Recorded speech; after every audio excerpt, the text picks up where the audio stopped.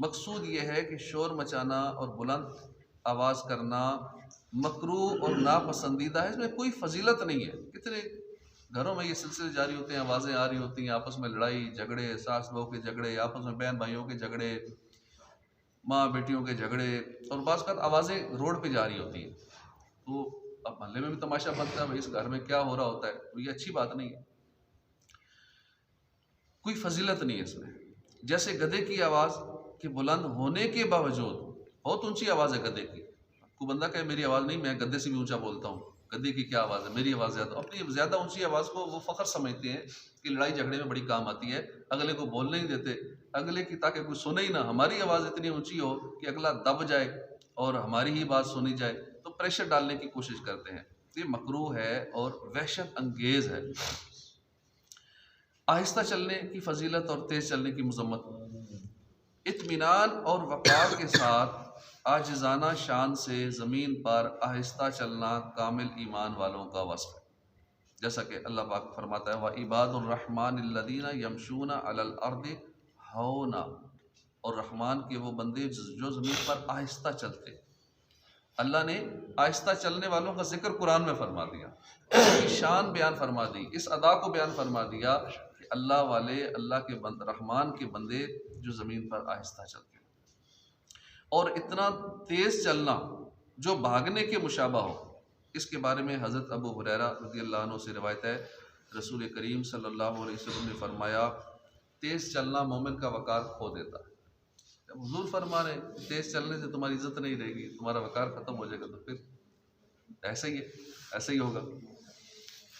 یہاں حضور اکرم صلی اللہ علیہ وسلم کے چلنے سے متعلق دو صحابہ کے اقوال ملاحظہ ہوں کہ حضور کیسے چلتے تھے، چونکہ قرآن تو ہمیں مل گئی ایز اے تھیوری، اور اس تھیوری کا پریکٹیکل حضور کی ذات ہے کہ قرآن کی تھیوری پر عمل کیسے کرنا ہے، حضور کی زندگی پہ نظر دوڑائیں تو ہمیں پریکٹیکل مل جائے گا۔ حضرت علی المرتضیٰ کرم اللہ تعالیٰ وجہ الکریم فرماتے ہیں کہ چلتے وقت حضور اکرم صلی اللہ علیہ وآلہ وسلم ذرا جھک کر چلتے اور ایسا معلوم ہوتا تھا کہ گویا کہ آپ کسی بلندی سے، اونچائی سے نیچے اتر رہے، اس طریقے سے تھوڑا جھک کے چلتے۔ حضرت ہند بن ابی حالہ رضی اللہ عنہ فرماتے ہیں کہ حضور صلی اللہ علیہ وسلم چلنے میں اطمینان سے قدم اٹھاتے تھے، وقار کے ساتھ جھک کر چلتے تھے، قدم لمبا رکھتے تھے، اور جب آپ چلتے تھے یوں محسوس ہوتا کہ آپ نیچے اتر رہے ہیں، پہاڑ سے جیسے بندہ نیچے اترتا ہے یا چڑھائی سے اترائی میں اترتا ہے، اس انداز میں ہم پریکٹس کریں گے نا تو انشاءاللہ آہستہ آہستہ عادت بن جائے گی اس طرح چلنے کی، اور سنت کے مطابق چلیں گے تو وہ ہمارا اتنی دیر چلنا عبادت ہو جائے گا، کیونکہ سنت کی نیت سے ویسے تو چلتے تو ویسے ہی ہیں، ایک مستحب کام ہے، لیکن اس کو عبادت بنانے کا طریقہ یہ ہے کہ اچھی نیتیں کر لیں کہ میں حضور کی ادا پہ عمل کر رہا ہوں، حضور لمبے قدم رکھتے تھے میں بڑا قدم رکھوں، میں جھک کر چلوں، میں ایسے چلوں جیسے میں اترائی سے اتر رہا ہوں۔ اب اترائی سے کیسے اترنا ہوتا ہے تھوڑی پریکٹس کر لی جائے، اترائی سے بندہ کیسے اتر کے چلتا ہے، اس طرح حضور کی ادا پہ ادا، اس ادا کو ادا کریں گے تو انشاءاللہ ثواب بھی ملے گا، ہر وقت حضور کی یادوں میں بھی رہے گی۔ تصور میں تو واقعی ہے، ہم کھانا کھا رہے ہیں میرے آقا ایسے کھانا کھاتے تھے، چلتے وقت حضور کا تصور، حضور ایسے چلتے تھے، پانی پیتے وقت حضور ایسے پانی پیتے تھے، سوتے وقت میرے آقا ایسے سوتے تھے، کاروبار کرتے وقت حضور یوں تجارت کرتے تھے، کچھ بھی کرتے وقت، کیونکہ پوری کمپلیٹ کوڈ آف لائف اسلام نے ہمیں دے دیا، حضور نے اپنی زندگی میں سب کچھ، ہر طرح کی چیزیں ہمیں بتا دی، سکھا دی، پریکٹیکل کر دکھا دیا۔ اب ہر کام اگر ہم حضور کی اداؤں کے مطابق کریں گے تو تصور میں تیرے رہنا عبادت اس کو کہتے ہیں، تو حضور کے تصور میں رہنا ہی تو عبادت ہے، ان کے تصور میں رہیں گے اور مصطفیٰ مصطفیٰ کیجیے، ان کے ذکر میں ہی رہیں گے، ہر وقت ان کی یادوں میں ہی رہیں گے، تصور مدینہ، تصور مصطفیٰ میں ہی رہیں گے تو انشاءاللہ زندگی اچھی گزر جائے گی۔ چلنے کی کچھ سنتیں اور آداب۔ جوتا پہن کر چلیں۔ اب اس لیے جوتے پہنے کہ میرے آقا نے فرمایا جوتے پہن کے چلیں، حضور کی سنت ہے جوتے پہن کے۔ اب ویسے اگر اس لیے جوتے پہنیں گے نہیں میرے پاؤں خراب ہو جائیں گے، میرے پاؤں گندے ہو جائیں گے، مٹی لگے گی، کنکر لگیں گے، کانٹے چبھیں گے، پاؤں خراب ہوں گے، سردی لگے گی، گرمی لگے گی، اس نیت سے تو سارے پہنتے ہیں کہ یہ جوتا اس لیے پہن رہا ہوں جی، یہ اس لیے موسم ایسا ہے تو اس لیے پہن رہا ہوں، باقی ساری چیزیں سوچتے ہیں جوتا پہنتے وقت، یہ نہیں سوچتے حضور نے جوتا پہنا تھا میں اس لیے جوتا پہن رہا ہوں۔ یہ اصل بات ذہن سے نکال دیتے ہیں، باقی سارے باتیں یاد رہتی ہیں جس کی کوئی فضیلت نہیں ہے. جس بات کی فضیلت ہے، جہاں ثواب ملنا ہے، شیطان اس طرف ذہن آنے نہیں دیتا کہ کہیں ایسا نہ ہو یہ جوتا ہی پہن کے پھرتا رہے، جب تک یہ جوتا اس کا چلتا رہے، اسے ثواب ملتا رہے، کہیں ایسا نہ ہو جائے کہ ثواب کا حقدار نہ ہو جائے. کوشش کر کے راستے کے کنارے پہ چلے، درمیان میں نہ چلے، درمیانی چال چلے، نہ اتنا تیز کہ لوگوں کی نظریں اٹھے، نہ اتنا آہستہ کہ آپ مریض معلوم ہوں. احمقوں اور مغروروں کی طرح گریبان کھول کر، بٹن کھول کر، سینہ تان کر نہ چلیں، شریفوں کی طرح چلیں. اب تو ویسے بھی یہ دور نہیں ہے، لوگ ویسے اس کو مایوس سمجھتے ہیں. کوئی اس طرح کا چل رہا ہو گلا کھول کے، چین پہنی ہوئی ہے، تو لوگ بالکل اس کو ان پڑھ، جاہل اور اس طرح کا بیوقوف آدمی سمجھتے ہیں. راستے میں دو عورتیں کھڑی ہوں تو یا جا رہی ہوں تو ان کے بیچ میں سے نہ گزرے، دائیں بائیں سے گزر جائیں. بلا ضرورت ادھر ادھر دیکھتے ہوئے نہ چلیں، بلکہ نگاہیں نیچے کیے چلیں، بد نگاہی سے بچتے ہوئے چلیں. کیونکہ بلا ضرورت ادھر ادھر دیکھنا، ایک تو یہ بندے کو وقار کو ختم کر دیتا ہے. یہ بندہ عجیب بیوقوف آدمی لگتا ہے، ہر طرف دیکھتے، چل ادھر ہے ادھر دیکھ، آگے سے ٹھوڈا لگے بندہ گرا پڑا ہو یا کوئی اور معاملہ ہو جائے. اور ایسے برا لگتا ہے کہ ہر طرف نظریں گھما رہا ہے، ہر طرف نظریں گھمائے گا تو بد نگاہی بھی ہوگی اور گناہ میں مبتلا ہو سکتا ہے. یہ بھی خیال رکھیے کہ چلتے وقت جوتے کی آواز پیدا نہ ہو. اس طریقے سے چلیں جوتے کی آواز پیدا نہ ہو. سرکار دو عالم صلی اللہ علیہ وسلم کو چلتے وقت جوتوں کی آواز ناپسند تھی، اس لیے جوتوں کی آواز پیدا نہ ہو کہ تصور میں یہ ہو کہ میرے آقا کو ناپسند ہے، اس لیے میں نے آواز نہیں نکالنی. اب اس لیے آواز نہیں نکالے گا، یا لوگ کیا کہیں گے، ٹھک ٹھک لگا رکھی ہے. لوگوں کے لیے کرے گا تو ثواب نہیں ملے گا، حضور کی نیت سے کرے گا کہ میرے آقا کو ناپسند ہے اس لیے میں آواز نہیں نکالتا، آرام سے چلوں گا، اب وہاں ثواب ملے گا. چنانچہ حضرت ابو امامہ رضی اللہ عنہ فرماتے ہیں، حضور اقدس صلی اللہ علیہ وسلم سخت گرمی کے دن بقیع غرقد کی طرف تشریف لے جاتے اور آپ صلی اللہ علیہ وآلہ وسلم کے پیچھے دوسرے لوگ آتے. جب آپ ان کے جوتوں کی آواز سنتے تو یہ بات آپ کو بہت ناگوار معلوم ہوتی. آپ صلی اللہ علیہ وآلہ وسلم بیٹھ جاتے حتیٰ کہ وہ لوگ آگے نکل جاتے. اتنی ناگوار ہوتی کہ حضور رک جاتے کہ یہ آگے نکل جائیں ان کی جوتوں کی آواز. اور آپ یہ عمل اس لیے فرماتے تاکہ دل میں فخر پیدا نہ ہو.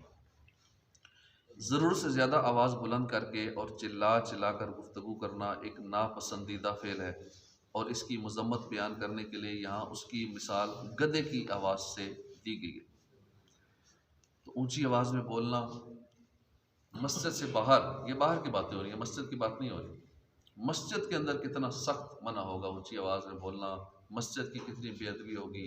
مسجد میں جو لوگ اونچی آواز میں باتیں کرتے ہیں، چلا چلا کر بولتے ہیں، بعض اوقات مسجد کے اندر لڑائی جھگڑے بھی ہوتے ہیں، مسجد کے اندر ہاتھا پائیاں بھی ہوتی ہیں، گالی گلوچ بھی ہوتا ہے. یہ کتنے مناظر سوشل میڈیا پہ نظر آتے ہی رہتے ہیں. لوگ مساجد پہ قبضہ، کبھی یہ قبضہ کر لیتا ہے، کبھی دوسرا قبضہ کر لیتا ہے. یہ سلسلے بھی ہوتے رہتے ہیں، ہمارے ملک میں خاص کر زیادہ یہ سلسلہ ہوتا ہے. تو باہر بھی آواز اونچی کرنا گدھے کی مثال دی گئی ہے، تو مسجد کے اندر تو اور زیادہ یہ سخت ہے، گناہ کا کام ہے. حضرت ابو امامہ رضی اللہ تعالیٰ عنہ فرماتے ہیں، نبی کریم صلی اللہ علیہ وسلم اس بات کو ناپسند فرماتے تھے کہ وہ کسی شخص کو بلند اور سخت آواز سے کلام کرتا ہوا دیکھیں، اور یہ پسند فرماتے تھے کہ وہ اسے نرم آواز سے کلام کرتا ہوا دیکھیں.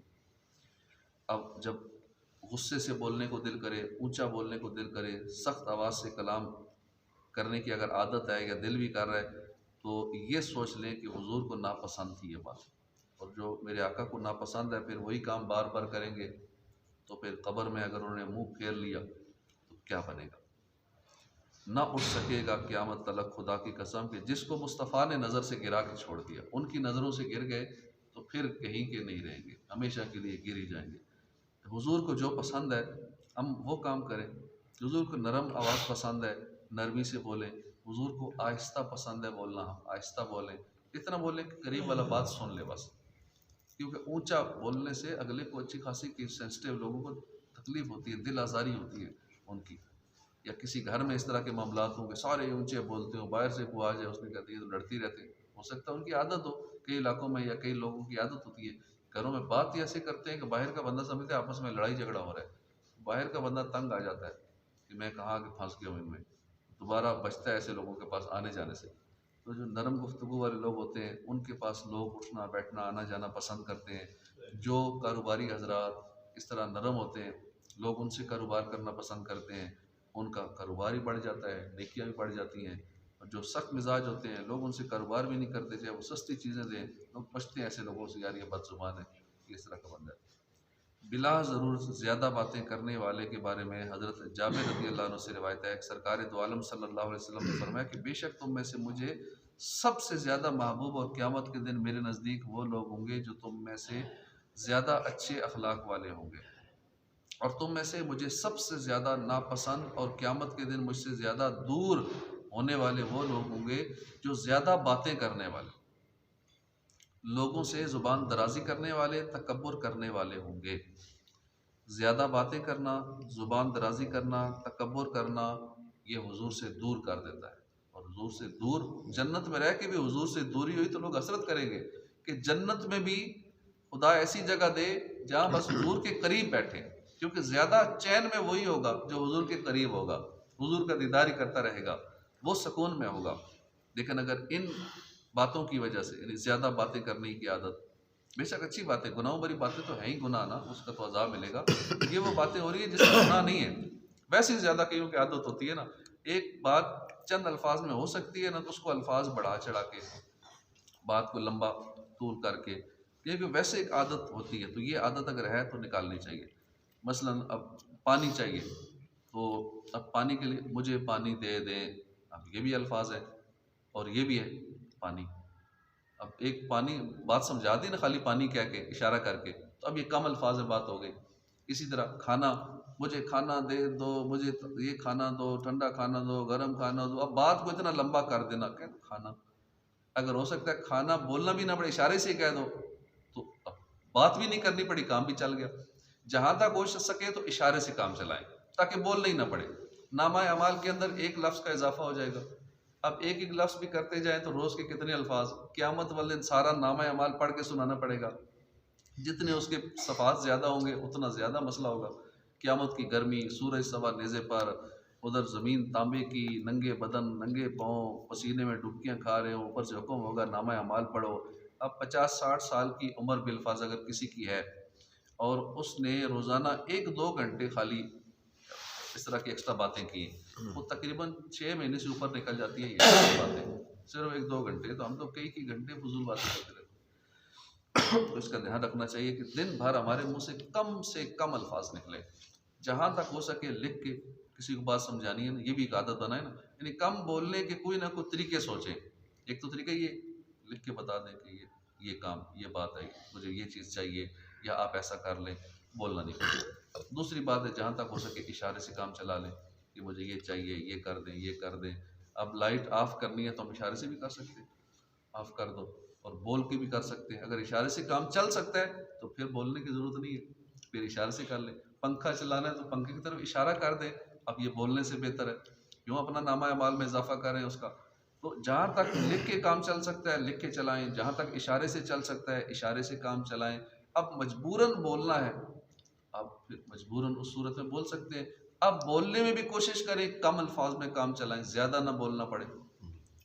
جہاں نیکی کی دعوت دینی ہے وہاں بولنے کی فضیلت ہے، وہاں تو ایک ایک بات پہ سال کی بات کا ثواب ملے گا، یہ فضیلت والا کام ہے، نیکی کی بات کے لیے بولنا۔ فضول بولنا جس کا مقصد نہیں ہے وہ بات بولنا، یا کم الفاظ میں ہو سکتا تھا پھر بھی زیادہ الفاظ استعمال کیے اس بات کے لیے، تو یہ ساری باتیں درست نہیں ہیں۔ گفتگو کے آداب میں یہ باتیں کوئی نہیں سکھائے گا، جتنے یہ موٹیویشنل سپیکر ہیں، دنیا دار یا غیر مسلم، یہ باتیں نا یہ نہیں سکھاتے، وہ گفتگو کے انداز سکھاتے ہیں، یوں بولو اگلا متاثر ہوگا، ایسے بولو ایسے بولو، بولو کم بولو اس سے اگلا متاثر ہوگا، نہ بولو اس سے اگلا متاثر ہوگا، اگلے کی سنو پھر اگلا متاثر ہوگا۔ اب کئیوں کی عادت ہوتی ہے صرف سناتے رہتے ہیں، سنتے نہیں ہیں۔ اب بعض اوقات اگلا بندہ کچھ سنانا چاہتا ہے، دل کی بڑاس نکالنا چاہتا ہے، کوئی اپنا مسئلہ بتانا چاہتا ہے، یا اگلے کے فائدے کی بات بتانا چاہتا ہے کہ اگلے کو یہ مسئلہ ہے، چلو میں اس کو اس کا حل بتا دوں، اگلے کو یہ پریشانی ہے، اگلے کو کاروباری پریشانی ہے تو میں اس کو کاروباری حل بتا رہا ہوں، میں اس کو مشورہ دے رہا ہوں کہ آپ یہ کر لو آپ کا مسئلہ حل ہو جائے گا۔ آپ کو اگر کسی اور کی چیز کی کمی ہے، کوئی مسئلہ مسائل ہے، تو اس کا حل بتانے والا ہوتا ہے، لیکن اگلا اپنی باتیں ختم نہیں کرتا، وہ اگلے کی سنتا ہی نہیں ہے، اس لیے وہ اس کے مشوروں سے محروم ہو جاتا۔ اب جو سنانا چاہ رہا تو کہتے ہیں چھوڑو یار، یہ تو سننا ہی نہیں چاہتا، بات ہی نہیں کرنے دے رہا، جو میں بات کر رہا ہوں بیچ میں پھر ٹوک دیتا ہے۔ میں بات گھما پھرا کے اس اصل مقصد کی طرف لانا چاہ رہا ہوں کہ جس میں اس کا فائدہ ہے، میں اس لیے تمہید باندھی ہے، لیکن یہ بیچ میں پھر ٹوک دیتا ہے، یہ کوئی اور ٹاپک شروع کر دیتا ہے۔ یہ درست نہیں ہے، اس سے اگلے کی دل آزاری بھی ہوتی ہے، جو بات اگلے کو سمجھانا چاہ رہا ہے، جو ہمارا فائدہ کرنا چاہ رہا ہے، اس کی دل آزاری بھی اس سے ہوتی ہے اور وہ اس چیز کو فیل کرتا ہے۔ تو ہمیں ان باتوں کا خیال کرنا چاہیے۔ یہ گفتگو کے آداب ہم سیکھ رہے تھے۔ تو سیرت کی کتابوں میں مذکور ہے حضور صلی اللہ علیہ وسلم بہت تیزی کے ساتھ جلدی جلدی گفتگو نہیں فرماتے تھے، نہایت متانت کے ساتھ سنجیدگی سے ٹھہر ٹھہر کر کلام فرماتے تھے، یعنی آپ اتنا صاف کلام فرماتے تھے کہ سننے والے سمجھ لیتے تھے، یاد کر لیتے تھے، الفاظ گن لیتے تھے۔ حضور نے اتنے الفاظ بولے، اتنا آہستہ ٹھہر ٹھہر کے بولے۔ اہم بات ہوتی اس کو 3 بار فرماتے تھے، اس جملے کو 3 بار فرماتے تھے، کوئی اہم بات ہوتی، تاکہ سننے والے کو اس کو اچھی طرح ذہن نشین کر لیں۔ آپ صلی اللہ علیہ وآلہ وسلم بلا ضرورت گفتگو نہیں فرماتے تھے، بلکہ اکثر خاموش ہی رہتے تھے۔ آپ کو جامع کلام کا معجزہ عطا کیا گیا تھا کہ لمبی چوڑی بات کو مختصر بات کے اندر بیان فرماتے تھے، یعنی دریا کو کوزے میں بند کر دیتے تھے۔ آیت کی مناسبت سے یہاں بات چیت کرنے کی سنت اور آداب: مسکرا کر اور خندہ پیشانی سے بات چیت کرنا سنت ہے۔ سنت کی نیت سے بات کرتے ہوئے مسکرائیں گے، خندہ پیشانی سے بات کریں گے، ثواب ملے گا۔ چلا چلا کر بات کرنا، جیسا کہ ہمارے یہاں رائج ہے، یہ خلاف سنت ہے۔ عموماً گفتگو جب دوست آپس میں بیٹھے ہوتے ہیں گپ شپ کے لیے، تو یہ انداز وہاں ہوتا ہے، اونچا اونچا بولیں گے، یہ اپنی بات کر رہا ہے، وہ اپنی بات کر رہا ہے، اونچا اونچا بول رہے ہیں، تو یہ سنت کے خلاف ہے۔ گفتگو کرتے وقت چھوٹوں کے ساتھ شفقت بھرا، بڑوں کے ساتھ ادب والا لہجہ رکھیے، انشاءاللہ دونوں کے نزدیک آپ معزز رہیں گے۔ جب تک دوسرا بات کر رہا ہے، اطمینان سے اس کی بات سنیں، اس کی بات کاٹ کر اپنی بات شروع نہ کریں، بلا ضرورت زیادہ باتیں نہ کریں۔ اور کنورسیشن کا سب سے بہترین اصول یہی ہے کہ سننا ہی مشکل کام ہے۔ سنانے کا تو صاحب کا دل کرتا ہے، سننا جو ہے نا یہ مشکل کام ہے، لوگ سنتے ہی نہیں ہیں بات کسی کی، اور یہ اس کے لیے حوصلہ چاہیے، صبر چاہیے سننے کے لیے، اطمینان سے بات سننی چاہیے۔ بلا ضرور زیادہ باتیں نہ کریں، نہ ہی دوران گفتگو زیادہ کہہ کے لگائیں، کہ زیادہ باتیں کرنے اور کہہ کے لگانے سے بندے کا وقار مجروح ہو جاتا ہے۔ دوران گفتگو ایک دوسرے کے ہاتھ پر تالی بجانا، لوگوں کی عادت ہوتی ہے، بات بات پہ ہاتھ آگے کر دیتے ہیں، یا اگلے کو کہتے ہیں ہاتھ آگے کرو، یوں تالی مارنے کی عادت ہوتی ہے، یا یوں کرتے ہیں، بات کی دستی یوں کی، بات کی اگلا بات سے شرمائے تو میں بار بار تالی ہی مارتا رہو، یہ کیا عادت ہے؟ کہوں کہ تالی میں ادھر مارو، میرے ہاتھ میں یہ عادت ہوتی ہے، اور کہوں کہ مارنے کی عادت ہوتی ہے، ہاتھ نکالو میں تالی مارنی، پھر تھوڑی دیر بعد ہاتھ نکالو تالی مارنی۔ یہ ایک اچھی عادت ہے، بری عادت ہے، لوگ اسے برا سمجھتے ہیں، اس سے وقار مجروح ہوتا ہے۔ تو یوں نہ تالی اگلے کو مارنی ہے، نہ اپنے ہاتھ آگے کرنے کے مجھے تالی مار۔ یہ مہذب اور معزز لوگوں کے طریقے کے خلاف ہے۔ اللہ سے دعا ہے کہ ہمیں سنت کے مطابق گفتگو کرنے کی توفیق عطا فرمائے۔ حضرت لقمان رضی اللہ عنہ کی اپنے بیٹے کو کی جانے والی جو نصیحتیں یہاں ذکر ہوئی ہیں، ان سے معلوم ہوا کہ اولاد کی تربیت کرنے کے معاملے میں والدین کو درج ذیل 4 امور کا بطور خاص لحاظ کرنا چاہیے۔ پہلی چیز اپنی اولاد کے حوالے سے ہے کہ اپنے اولاد کی عقائد کی اصلاح کریں۔ سب سے پہلے عقیدہ ہے، اپنے بچوں کو صحیح عقیدہ ان کے دماغ میں ڈالیں، اور بچپن ہی سے ڈالیں، یہ نہیں بڑے ہو کے ڈالیں گے، بچپن ہی سے، جب عمر 1.5 1.5 2 کی ہو نا، بچہ تھوڑا بہت باتیں کرنا، تھوڑا بہت سمجھنا، دودھ پانی روٹی مانگنا شروع کر دے، سمجھ لو وہ سمجھدار ہے۔ اب اسے کہانیاں، چھوٹے چھوٹے قصے سنا کے، وہ کہانیاں سنا کے، سٹوریز بک سنا کے، وہ بھی ہر ایک نہیں، صحیح العقیدہ لوگوں کی بہت ساری دعوت اسلامی کی مکتبۃ المدینہ نے چھاپی ہیں ایسی کہانیوں کی بکس، بچوں کی سٹوریز، وہ دکھائیں۔ غلام رسول کے کارٹون ہیں، مدنی چینل کے جو کارٹونز ہیں، اس میں عقیدہ صحیح ہوتا ہے، بچوں کی اصلاح ہوتی ہے۔ تو سب سے پہلے عقائد پر توجہ دینی چاہیے۔ دوسری جو بچوں کو بات سکھانی چاہیے، ان کے ظاہری اعمال درست کرنے کی طرف توجہ ہونا چاہیے۔ تیسرا ہے ان کے باطن کی اصلاح اور درستی کی جانب توجہ کرنی چاہیے. باطنی بیماریوں سے بچوں کو بچانا چاہیے کہ بیٹا غیبت نہیں کرنی، کسی کی چغلی نہیں کرنی، دل میں کسی کا بغض و کینہ نہیں رکھنا. دل کو جو بیماریاں لگتی ہیں نا، اندر کی بیماریاں ہیں، بچوں کو اس بارے میں بتانا چاہیے. بخل کی بیماری ہے، اب یہ بھی اندر ہی کی بیماری ہے. یہ بیماری کیسے دور ہوگی؟ کہ بچوں سے دلوائیں، کسی کو بچوں سے روز صدقہ ڈلوائیں. ہاں جی، آپ یہ 10-50 روپے آپ ڈال دو، میری طرف سے یہ آپ ڈالو، آپ چندہ باکس میں ڈالو. اب وہ بچے کی بخل کی بیماری اس سے ختم ہوگی. اور کسی کو دینا لینا ہے تو بچوں کی ضد دلوائیں تاکہ ان کی دینے کی عادت بنے. کنجوسی کی عادت، پیسے کی محبت، مال کی محبت، لینے والی عادت یہ نہ ہو، دینے والی عادت ہو. کیونکہ جس کی دینے والی عادت ہوتی ہے وہ امیر ہو جاتا ہے، اللہ اس کو بہت رزق عطا فرماتا ہے. اور جو صرف لینے پہ ہو جاتا ہے تو وہ پھر بیچارہ ادھر ہی رہتا ہے، ساری زندگی لیتے ہی رہتا ہے. تو اس لیے ہمیں دینے کی، اور بچوں میں بھی یہ عادت دینے والی ڈالنی چاہیے. ان کی اخلاقیات بہتر بنانے کی کوشش کرنی چاہیے. بچوں کو ایٹیکیٹ سکھائے جائیں. جاپان میں شروع میں 2-4 سال جو اسکولوں میں تعلیم دی جاتی ہے وہ صرف ایٹیکیٹ سکھایا جاتا ہے. ہمارے یہاں اس طرف توجہ ہی نہیں ہے. باقی سارا کو جو ہے یہ رٹا لگاؤ تو وہ رٹا لگاؤ، تو یہ لکھو تو وہ لکھو. تو جو اصل ایٹیکیٹس ہیں، روڈ کیسے کراس کرنا ہے، کھانا کیسے کھانا ہے، بات کیسے کرنی ہے، یہ سارے معاملات روزمرہ کی چیزیں وہ بچوں کو وہاں پہلے وہ سکھائی جاتی ہیں ساری.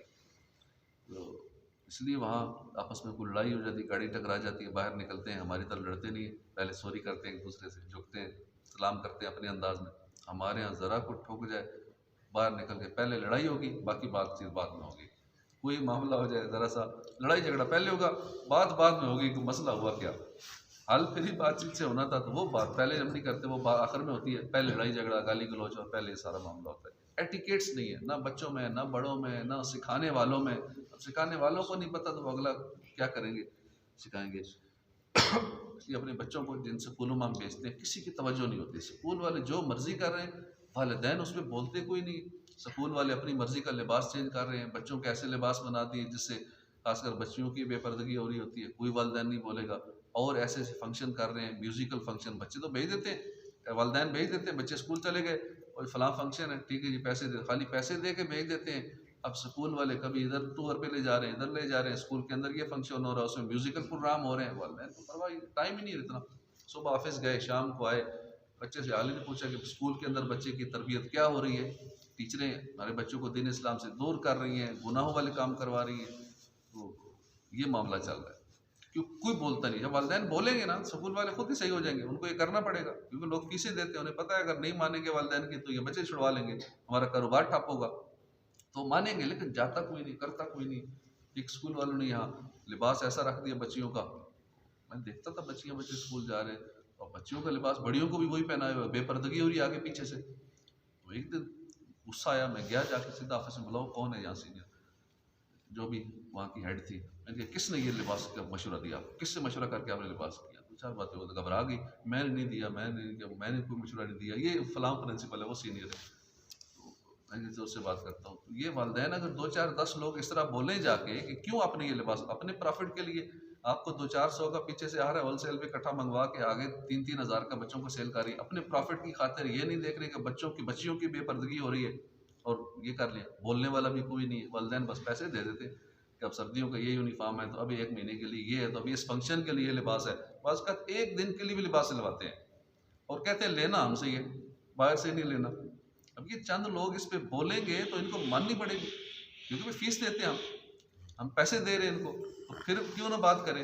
وہ چپ رہتے ہیں، اپنے کام سے کام ہے، بچوں کی پرواہ نہیں ہے. تو اپنے بچوں کے بارے میں بھی توجہ دینی چاہیے. سکھانا ان کو کیا ہے، ان کے اخلاقیات بہتر بنانے ہیں. اگر اسکول میں بھیج رہے ہیں تو کیا وہ اخلاقیات بہتر بنا رہے ہیں یا نہیں بنا رہے ہیں، یہ بھی چیک کرنا چاہیے. اگر نہیں بنا رہے تو پھر سوچنا چاہیے بھائی یہ تو اتنی فیسیں دے دے کے کیا آؤٹ پٹ ملی. یہ تو اپنے بچوں کو یہ بھی نہیں سکھایا اور الٹا بچے بگڑ رہے ہیں اخلاقی طور پہ. ٹھیک ہے چند چیزیں رٹا تو لگوا دی، لیکن جو اصل کام تھا ان کو ایٹیکیٹ سکھانا اور ان کی گروتھ کرنی اور کریٹو بچہ کریٹو مائنڈ کا بنے، وہ تو بنا ہی نہیں.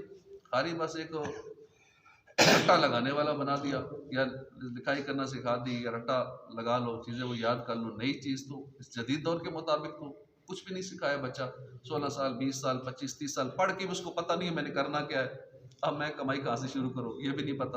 پھر سکھا کیا رہے اسکولوں میں، کالجوں میں، یونیورسٹیوں میں. پھر جس سبجیکٹ کے متعلق سکھا رہے ہیں اسی کے بارے میں 2-4 سوال کر لو، بچہ وہیں پھنس جاتا ہے، نہیں یہ تو نہیں پتہ۔ تو پھر اتنی فیسیں لاکھوں روپے کس چیز کی دے رہے ہیں، ماہانہ 10-10 20-20 50 ہزار فیس دے رہے ہیں، لیکن پتہ نہیں ہے کہ وہاں سیکھ کیا رہے ہیں۔ دینی مدارس میں فری ایجوکیشن ہے، جامعات میں فری تعلیم ہے، ادھر تعداد دیکھ لیں تھوڑی سی ہوگی، اسکول کالجوں میں دیکھ لیں ایک ڈپارٹمنٹ کے اندر 5000 تعداد ہے جی، یونیورسٹیوں میں اس ایک ڈپارٹمنٹ میں 6000 تعداد ہے، سارے ڈپارٹمنٹ ملا کے لاکھوں کی تعداد ہے ایک یونیورسٹی کے اندر، لیکن دینی مدارس میں جامعات میں تعداد ہمارے سامنے ہے۔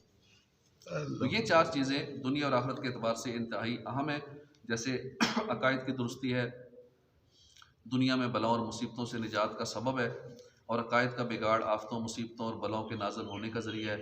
عقائد کی درستی آخرت میں اللہ کی رحمت حاصل ہونے، جنت میں داخلہ نصیب ہونے کا مضبوط ذریعہ ہے، اور جس کے عقائد درست نہ ہوں اور گمراہی کی حالت میں مر گیا تو وہ جہنم میں جانے کا مستحق ہو گیا، اور جو کفر کی حالت میں مر گیا وہ تو ضرور ہمیشہ کے لیے جہنم کی سزا پائے گا۔ اسی طرح ظاہری اور باطنی اعمال صحیح ہوں گے تو دنیا میں نیک نامی، عزت شہرت کا ذریعہ ہے، اور آخرت میں جنت میں جانے کا وسیلہ ہے، اور اگر درست نہ ہوں گے تو دنیا میں ذلت و رسوائی کا سامان ہے، آخرت میں جہنم میں جانے کا ذریعہ ہے۔ یوں ہی اخلاق اچھے ہوں گے تو معاشرے میں قدر کی نگاہ سے دیکھا جائے گا، لوگ اس کی عزت کریں گے، جبکہ برے اخلاق ہونے کی صورت میں معاشرے میں اس کا جو وقار گرے گا، جو بے عزتی ہوگی، وہ تو اپنی جگہ الٹا والدین کی بدنامی اور رسوائی کا بھی سبب ہوگا۔ کئی بچے ہوتے ہیں ان کو سکھایا ہوتا ہے والدین نے یا ٹیچر نے کہ بیٹا کوئی بندہ کوئی چیز دے تو آگے سے شکریہ ادا کرنا ہے، جزاک اللہ، تھینک یو، شکریہ۔ اب ایسے بچے کتنے اچھے لگتے ہیں، کوئی چیز دیں اگلا کہ جزاک اللہ، شکریہ، تھینک یو، مسکرا کے بات کرے تو خوش ہو جاتا ہے اگلا۔ اور جن باتوں کا بھی خیال رکھنا چاہیے، اللہ پاک عمل کی توفیق عطا فرمائے۔ اب اس ایک آیت کی تفسیر ابھی مکمل نہیں ہوئی، باقی 1-2 پیج رہ گئے، کل کر لیں گے انشاءاللہ۔ اللہ پاک ہمیں عمل کی توفیق عطا فرمائے۔ صدق اللہ العظیم۔ اعوذ باللہ من الشیطان